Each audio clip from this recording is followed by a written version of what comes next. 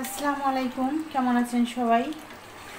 প্রচণ্ড বৃষ্টি 3 দিন যাবৎ, আর বৃষ্টি বরাবরের সবসময় আমার ভালো লাগে, তবে খারাপ লাগে বা কষ্ট হয় খেটে খাওয়া দিন মজুর লোকদের কথা মনে হইলে।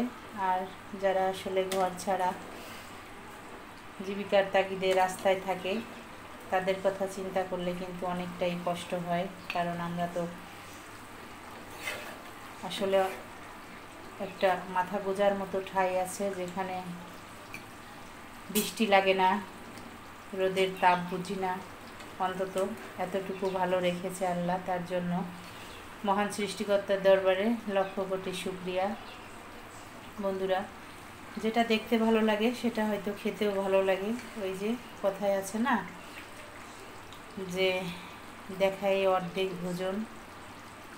বাচ্চাদের জন্য আসলে একদিন যদি মুরগি না থাকে বা কোনো মাংস না থাকে, পরের দিন কিন্তু টেনশনে পড়ে যেতে হয়।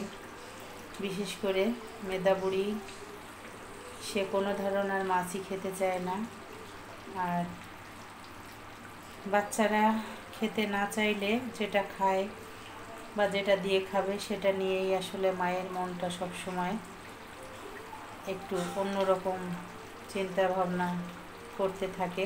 তাই তো গতকাল যেহেতু মাছ হয়েছিল, আজ মুরগি করলাম। বাচ্চারা অন্তত খুশি থাক। আমার মুরগিটা রান্না কমপ্লিট হয়ে গেছে, আর এই পর্যায়ে আমি দিয়ে দেব এখন এই যে আমার ঘরে তৈরি করা একদম নিজের হাতে সব ধরনের মশলা দিয়ে গুঁড়ো মশলাটা। এখানে আছে এলাচ, দারচিনি, লং, তারপরে হচ্ছে জিরা, সব কিছু মিলিয়ে এই মশলাটা গুঁড়ো করে রাখা, কারণ প্রতিনিয়ত বা প্রতিদিন কিন্তু এই গুঁড়োটা করা সম্ভব হয় না।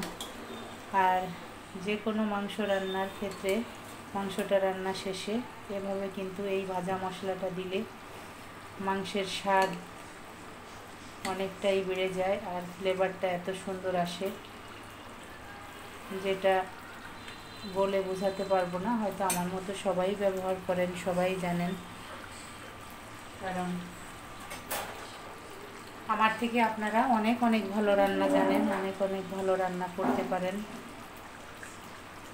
এই তো ছোট্ট একটু ভিডিও আপনাদের সাথে হচ্ছে শেয়ার করলাম। প্রচণ্ড বৃষ্টি, আর রান্নাবান্না সকালেও হয়েছিল। এখন জাস্ট এই আলু দিয়ে মুরগির মাংসের একদম লাল লাল ঝোল, এটাই করলাম।